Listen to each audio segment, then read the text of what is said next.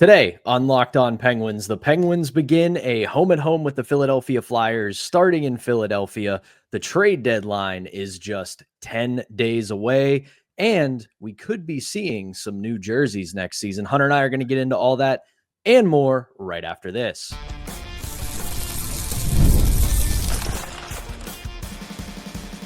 You're Locked On Penguins, your daily podcast on the Pittsburgh Penguins.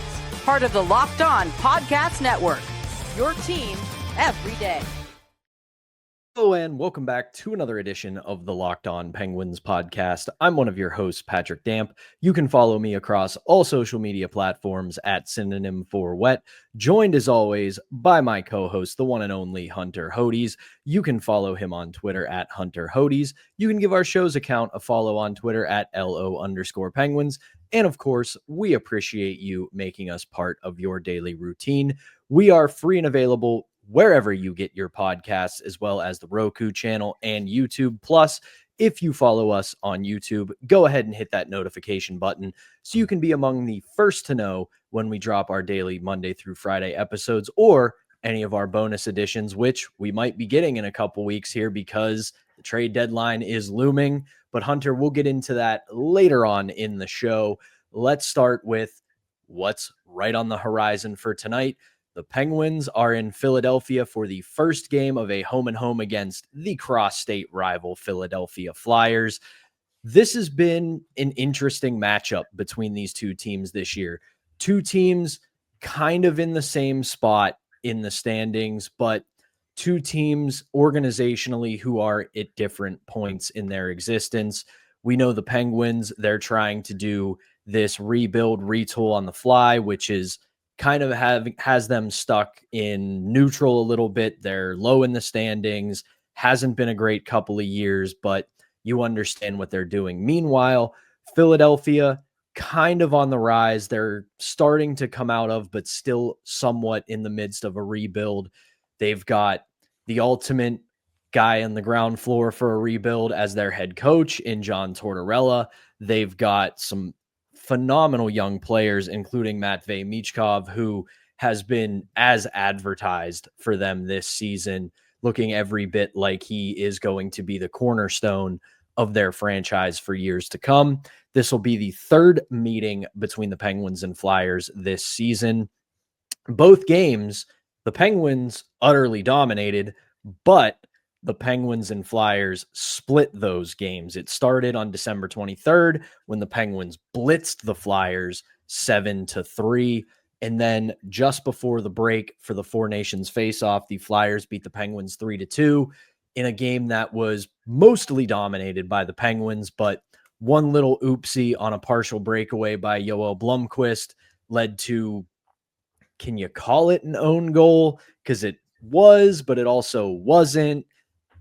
You guys know what happened in that game. 3-2 victory for the Flyers. So the Penguins and the Flyers are 1-1 against each other this year. And let's start here. You kind of want to see more of the same from the Penguins tonight in two matchups against the Flyers. You've been the better team. You've controlled possession. You've controlled shots. You've controlled shot attempts. You've just generally been the better team. And while the Penguins had a rough weekend, mainly because of goaltending, you want to see a bounce back tonight against a team that's very beatable, because let's also be honest, over the weekend, they played a bona fide Stanley Cup contender in the Washington Capitals. And while the Rangers are struggling and not that great, I think we can say between Igor Shesterkin and some of the Rangers' top-end talent, they're probably a better team than the Penguins. But tonight, and then again on Thursday, you're playing a team that you're very evenly matched with and a team that you probably should beat when you go to Philadelphia tonight. Yeah, the Penguins, you said it, they blitzed them in that first game in Pittsburgh. Penguins were just all over them. The Flyers made it a bit interesting later on in that game, but once they got that big goal to end the second period, it was really lights out in the third period. I felt the Penguins defended really hard in that third period and continued to play really well. They didn't really turtle in that third period. That second game against the Flyers, Penguins utterly dominated that entire game. The first period, yeah, a little bit of a lull, kind of puts you to sleep, but that's also what John Tortorella teams kind of do a lot of the times, Pat. Like, block a lot of shots, They don't really push the pace too much. They sit back a little bit. That's the way Torts teams like to play. Like, that's how he's coached over the years. That's what you're getting in this Flyers team. However, there is still some good offensive talent. You mentioned Matvei Michkov. He's going to be, I think, a thorn in the Penguins side for quite a long time, though I will say in 2 matchups this year, the Penguins have done a really good job on him. I think the Penguins have really been able to shut him down. You'll have to see if that continues tonight. This year, though, he has 17 goals, 39 points in 56 games. They are led, though, of course, by Travis Konechny. He's scored a few goals over the years, of course, against the Penguins. He's always been a fun player to see mic'd up against them with the way that he chirps players. But 22 goals, 62 points in 58 games. You have Owen Tippett. He's having another good year. Sean Couturier, he's played in 55 games, but a little bit of a down year this year. Only 9 goals in 55 games. He's more known for his two-way play, but still, his offense is a little bit down this year compared to other years. You know, you have Travis Sanheim, who was on Team Canada for the Four Nations faceoff. I think he is still their top defenseman. But I will say this, if you like some meh goaltending, this might be the game for you. Well, if Sam Ersson doesn't play like the way he did against the Penguins in the last matchup before the Four Nations faceoff break, he was awesome against the Penguins in that game. I think that might have been his best start of the season. But you look at his overall numbers for this year again, 17-10-3, 894 save percentage, 2.82 goals against average. I think he's going to get the start tonight. Obviously, you know, they have Kolosov, who's played 15 games.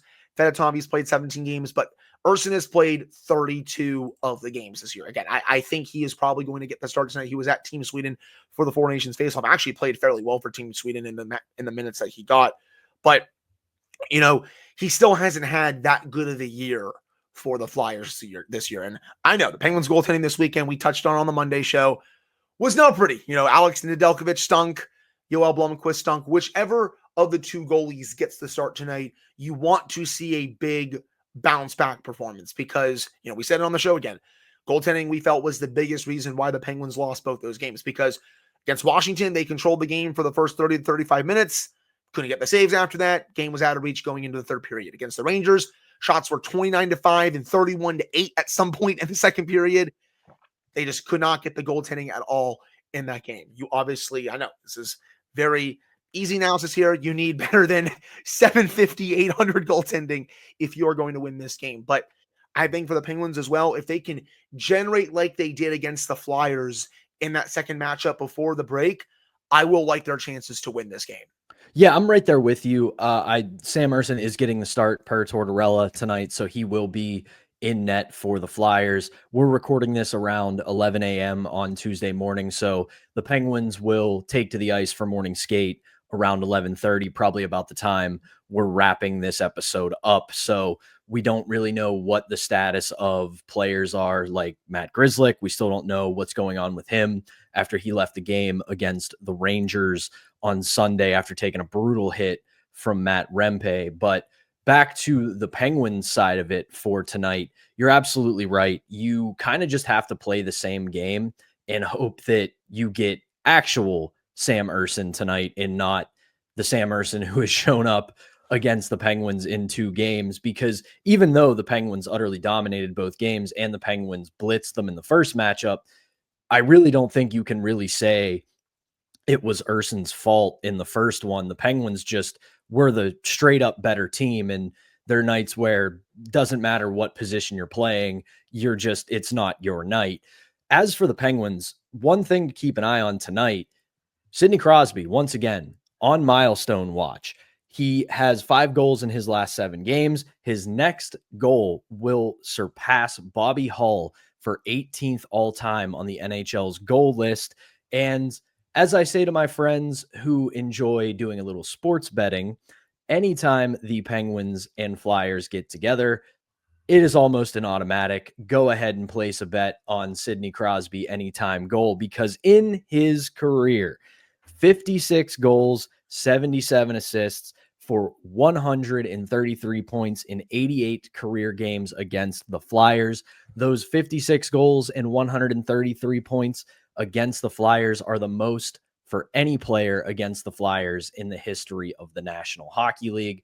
So when you guys decided to boo him his rookie season, you woke the dragon, and guess what? He has not gone back to sleep since. But it's so funny that they still boo him to this day. And I'm just like, you know what, Philly? I respect that you are committed to this bit. Yes, you're going to keep booing him. Yes, he's going to keep producing, but hey, it's still great theater. Heck, sometimes they still do some of these Crosby sucks chants as well. I'd be careful about doing it, but again, I at least respect the commitment to the bit overall. And one last thing, I want Philip Tomasino to really produce a bit more tonight. I want to see if Mike Sullivan puts him on Evgeny Malkin's line. I like Cody Glass's game against the Rangers, especially on Sunday, but I think put Tomasino up there for a game. See what he can do again, because I like the chemistry that he and Malkin had. Malkin very much has his legs right now. I would at least experiment with that, in my opinion. Yeah, I'm right there with you. I agree. I think realistically, I don't think there's a quote unquote bad decision on this one because Cody Glass played extremely well against the New York Rangers. I noticed him pretty much every single time he was on the ice. He was doing something positive.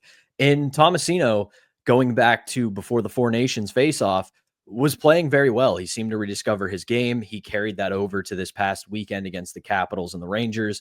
Thought he was a very positive player in both games. He's really looking like a smart bet from Kyle Dubas and the Penguins to be a productive player for the foreseeable future in the black and gold. But I would like to see Tomasino at the very least get a couple looks up there. We know Mike Sullivan loves putting lines in the blender, especially when we don't know the status of a couple players as we go into this game. So it might just be born of necessity that he has to try out some different combinations depending upon who's available and who isn't. But between Glass and Tomasino, those seem to be two very strong bets by the Penguins. Of course, they're not lighting the world on fire. They're not becoming superstars, but they are seemingly playing a lot better than they have the last couple of seasons elsewhere than they are here this year with the Penguins. So I like the look of those two so far.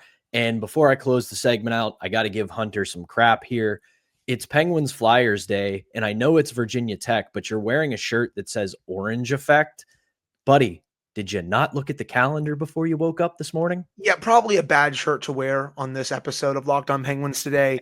I love repping Virginia Tech. I hate the Flyers orange, but I got this shirt my freshman year of college. So, you know what?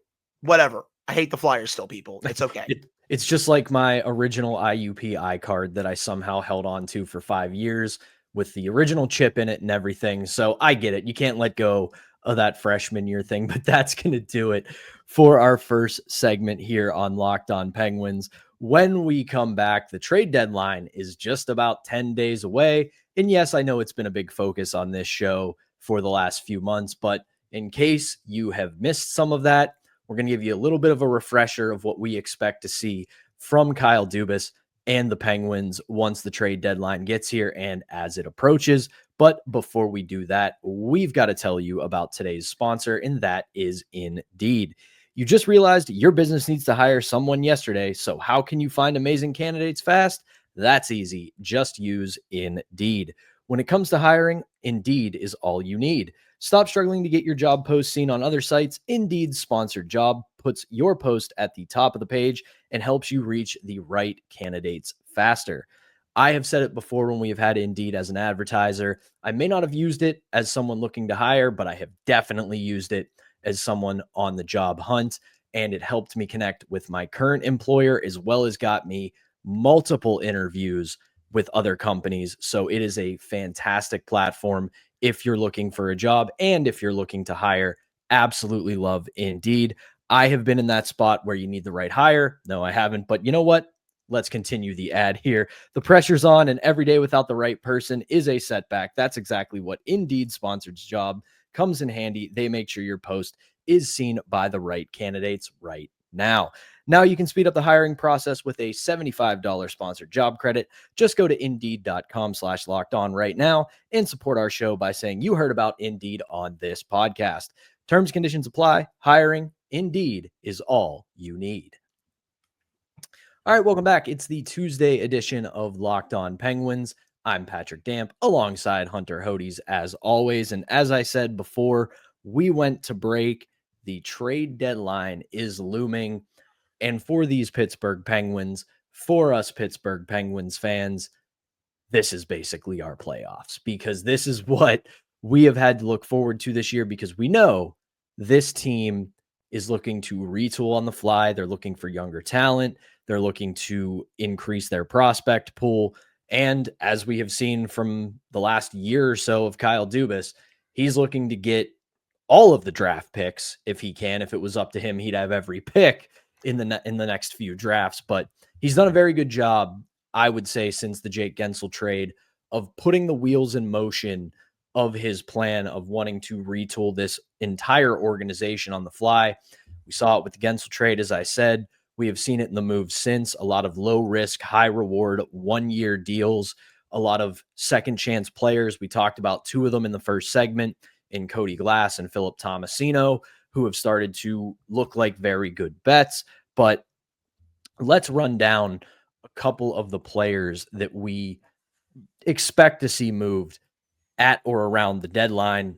And let's start with one who we thought was a guarantee to be moved, but we have to wait and see what his injury status is. And that's defenseman Matt Grzelcyk. We will see what happens with his injury status. Again, we're recording this before the Penguins take the ice in Philadelphia for morning skates. So we have not heard any updates since he was basically just being evaluated post game after the Rangers. We don't know if he's going to be out for any extended period of time, but this seemed like a no-brainer, and probably still could be, assuming he's healthy, because it's a very easy deal to move, not making a lot of money, expiring deal. And after his rough start at the beginning of the season, he's really turned it around and been a consistent presence for the Penguins, both at 5-on-5 and more so on the power play. He's been an absolute consistent on the power play, which has been very good this year. He's shown he can run the top unit. He's shown he can be a stabilizing presence when they need it on that power play. So, Hunter, I look at Matt Grzelcyk, and while I don't have any designs on where he could go, I do think second round pick is probably the bottom asking price for him, because if you're a contender looking for someone to run your second unit, a 5th or 6th defenseman that you can get reliable minutes out of, Grzelcyk's your guy. See, I actually disagree a little bit with you there. I do not think he would get a second back. I think it's probably a third is what you're looking at. If they got a second back for Matt Grzelcyk, Pat, I will come on this show and never doubt you again, honestly. But I think you're probably looking at a third or a fourth, in my opinion. I don't know. I put it this way, Hunter. I think that you can ask for a second because they were able to get a first for Marcus Pettersson. And no disrespect to Marcus Pettersson or Drew O'Connor, I had absolutely zero expectation for them to be able to get a first for Marcus Pettersson. Now, some of that is the Jim Rutherford effect. He's known to, I don't want to quite say overpay, but that is probably the word. He's not a general manager who tries to fleece other general managers. He's an old school GM in a new school world where he makes deals that make you scratch your head. But at the end of the day, he's trying to do right by the person he's trading with. Yes, that is always how he's been. He always has a big appreciation for Kyle Dubas. He's spoken glowingly about him to members of the Penguins media in the past. And when he sees one of his guys out there, he is going to do whatever it takes to get that said player, even if it means overpaying. But again, I would be a bit surprised if you get a second for Grzelcyk. I think it's somewhere in the 3rd or 4th round pick range. I think Florida could make some sense for him, especially to run maybe their second unit. You know, there's never enough defense to go around. You know, you could always use another defenseman to help your team push another Stanley Cup. And in Florida's case, you know, they're trying to get back to their 3rd straight Stanley Cup final and potentially win their 2nd straight Stanley Cup. So I could see Florida in on him. I could see a couple other contenders in on him as well. If his injury isn't too serious, I still expect him to be dealt. Now, if it's like way, way longer term, Pat, that potentially changes the story a little bit. But right now, I am still under the assumption that he is going to get dealt by next Friday's trade deadline. Same with Anthony Beauvillier. He has double-digit goals this year. I think you're looking at a mid-round pick. You're not going to be getting a second-round pick or anything like that for him. I think, again, kind of same thing as Matt Grzelcyk. You're looking at a 3rd or a 4th round pick. You know, if you don't get that, maybe it's a 5th. Again, somewhere in that range. I don't think you're going to get 2 assets back. It's probably just going to be a pick for him. And then, other players we've already discussed, Rickard Rakell, only do that if you can get a King's ransom back. There were stuff on 32 Thoughts on Monday with Elliot Friedman, just putting a theory out there about the Dallas Stars. Again, people, I think if there's an Erik Karlsson trade to be made, I think it potentially happens in the summer when there's more cap space, teams can take on that contract, all that good stuff. I am curious to see, though, if Kyle Dubas potentially moves that extra first, though, by the deadline to try and get that younger player right then. Because remember a couple years ago when the Capitals were doing a sell-off as well before, they got to this point where they're now arguably the best team in hockey. They traded a first to go get Rasmus Sandin from Toronto, and that trade has worked out beautifully for them. They mortgaged that extra first that they got to go and get a younger player that could help them well into the future. I know the Penguins won't fully know what that pick will be at the time, whether it's going to be in this year's draft or next year's draft, but I am still fascinated to see if Kyle Dubas is going to move that pick by the deadline or if he's going to wait until this year's draft to potentially move it. It's going to be an interesting story to follow. But yeah, again, Raquel, Karlsson, Michael Bunting is another player I could see potentially getting called on. He has a year left on his contract, though if he doesn't get moved by this deadline, I could see maybe over the summer or even by next trade deadline. I don't think he's going to finish his contract here in Pittsburgh with where they are right now. Noah Chari, that might be a summer thing, one of the 2 goalies, but I know some people want there to be a fire sale. There's not going to be a fire sale here, people. Kyle Dubas is going to be busy, but I don't think he's going to be making, 6 to 8 trades in the next 10 days or anything like that. Hey, it'll be good for content purposes for our show, and we would love to give our trade analysis for every single one, but I think he's probably going to make a few moves here and then the bigger stuff this summer. That's kind of where I am. Going back to your first point about Beauvillier, that was the next guy I was going to go to in my list, and I'm with you on that. I think 12 goals, expiring contract, second would be the ideal. I don't think you get it, but when you have a guy who's making less than $2 million, has double-digit goals, has shown that he has a place in a middle 6 role on a team that could contend, that could get you a nice little price back. Overall, though, if I can put my Kyle Dubas general manager hat on here in my little office here, I do think you're right.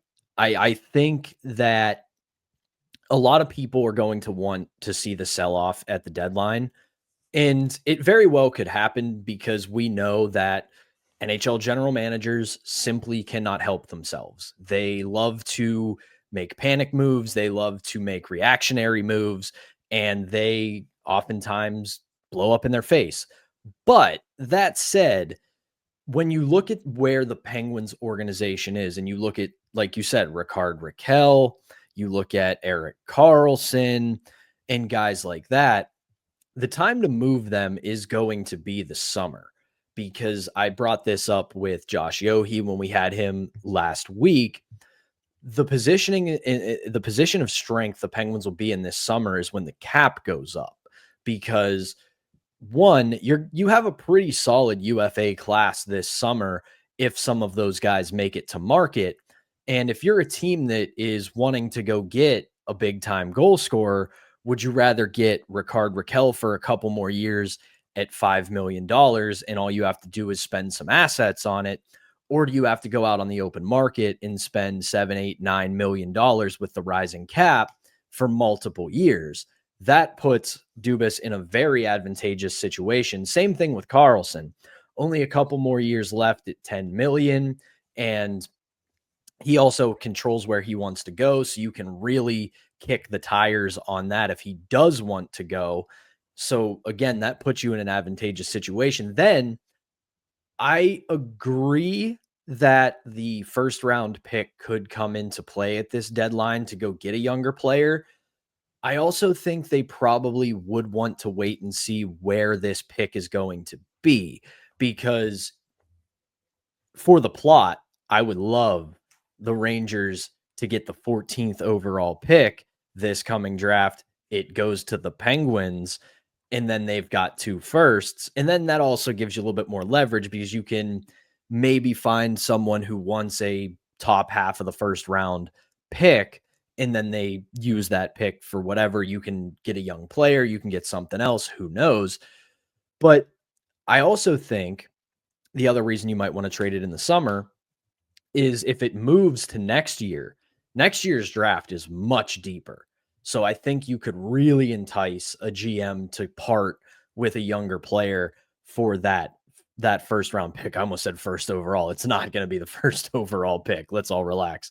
But yeah, I mean, I think if you're looking at this trade deadline, you're probably going to see one or two moves, maybe three, if some team comes calling about Rickard Rakell, who again, I think would be better served to move in the off season because you'll have much more leverage. But if a team calls with an offer you can't refuse, you got to take the call. I think you'll see those two trades, Beauvillier, Grzelcyk, maybe some tinkering around the margins. Maybe he moves something for a pick here and there, moves an AHL guy for some picks, a guy who's not really going to be anything. There is one player, though, that I got a little bit of pushback on social media about when I said this. A player I wouldn't mind them holding on to going into this deadline and maybe holding on to him until next deadline is Kevin Hayes. It reminds me a lot of when Boyle was a Penguin. I've said that multiple times. There's no logical reason that he should be this effective with the Penguins, but he has been. And I know that this is an older team, but you know that going into post-trade deadline, most likely, you're going to get some of the younger guys up. Definitely next season, you're going to get some of the younger guys up. I think he's a good stabilizing presence to have in your locker room as a veteran. And obviously this team has Crosby, Malkin, Letang, maybe still Carlson, and a couple other guys like Brian Rust who are good veteran presence. But those guys, maybe not so much Rust, no offense to him, I love him. But you're talking about legends of this current generation, guys who their name and reputation supersedes them. Again, no offense to a guy like Kevin Hayes, but it's a lot more relatable of a guy to have in the room with you who can give you a tap on the shin pads and go, come on, kid, you got this, or teaches you a thing here and there about being a pro, because it's real easy to be starstruck by the big three. But if you have Kevin Hayes, who's a very effective NHL player, has carved out a nice career, that could be a good resource for some of the younger players. Yeah, I think with Hayes, like that veteran leadership is, I think, really important, especially after the deadline, because, he's been through something like that before. Now, I think if they do get an offer they can't refuse on Hayes, I would do it, especially since, they took draft picks to take on Hayes' contract over the summer. And he has been a really nice fit in the lineup. He's really strong with the puck on his stick. He's had a really nice release throughout the year. He's been playing on the top power play unit recently. Maybe Penguins are kind of showcasing him a little bit on that unit. They're splitting up still Crosby and Malkin's separate power play units, but still, I think Hayes has fit like a glove on that top power play unit. And also, he may be able to help some of these younger players on the team that have never really been through a trade deadline before to try and ease them in for the rest of the season. We also have to see how many younger players come up from Wilkes-Barre. Jason Spezza did a really good interview with Matt Benzel of the Pittsburgh Post-Gazette this week, where he kind of basically said it's on a case-by-case basis. And also that, Wilkes-Barre is playing really well right now. And I don't think they want to fully mess up the chemistry that some of these guys have, formed down there. So again, I've made my thoughts perfectly clear on who I want to come up from Wilkes-Barre after the deadline. I'm still going to stand by that take, but I will still understand if they decide to do a little bit of the opposite and maybe keep a lot of those guys down there for a good chunk of the rest of the regular season, just because they're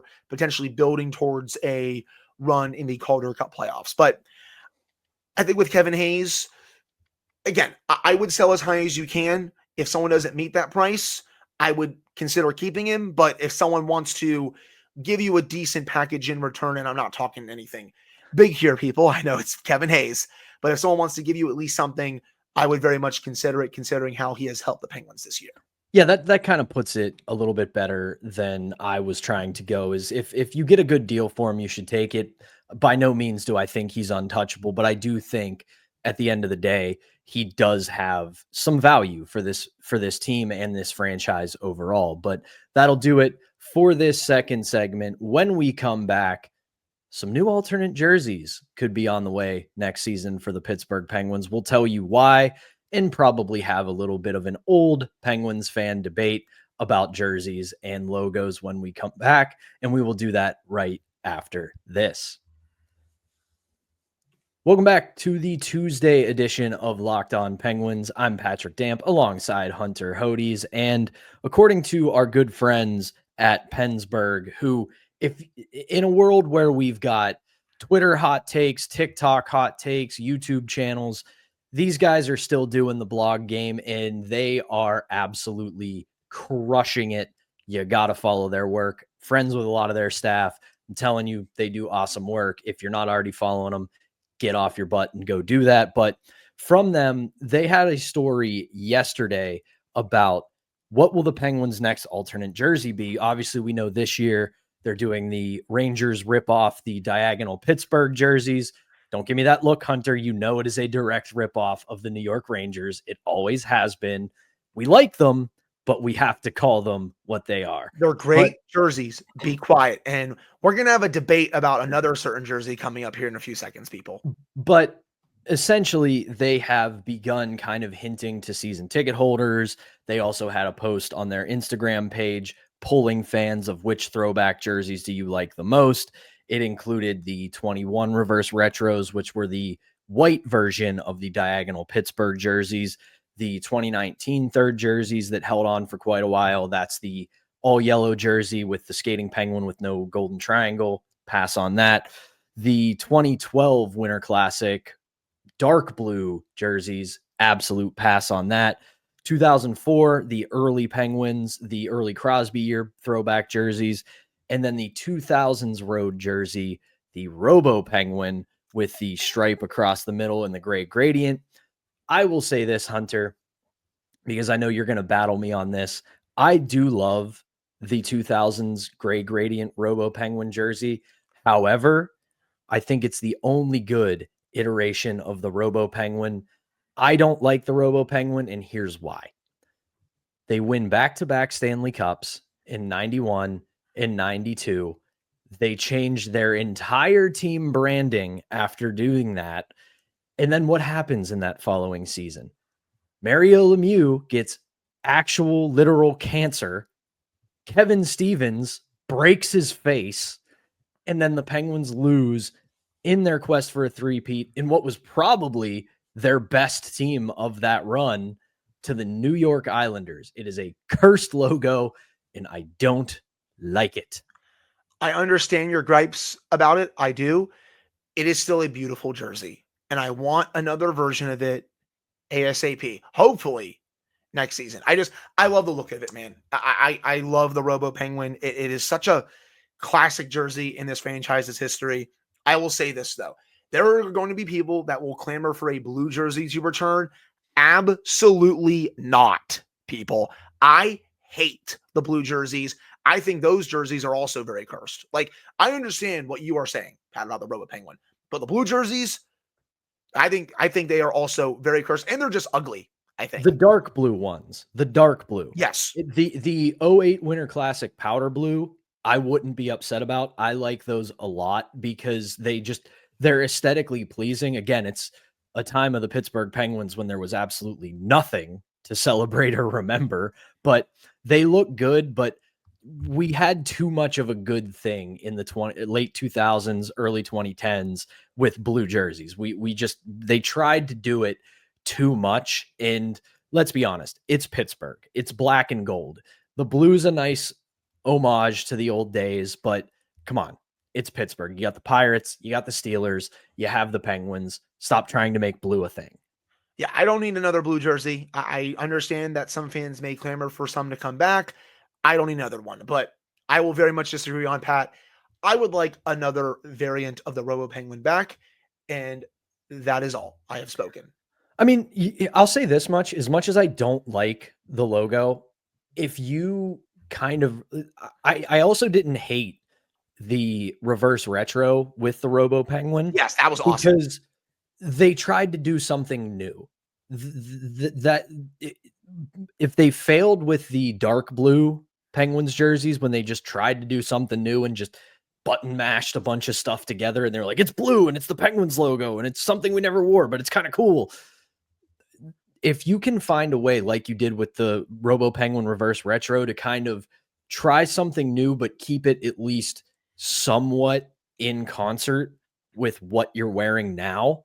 Like if they were to do some, like whether they do the 2000s gradient, which I love that jersey. I would be down for that, like another variant of that. I think that would sell immediately. But if you can find a way to kind of marry that early 2000s gradient look with the modern, also throwback, because let's be honest, the Penguins' current jerseys are the 80s and 90s jerseys.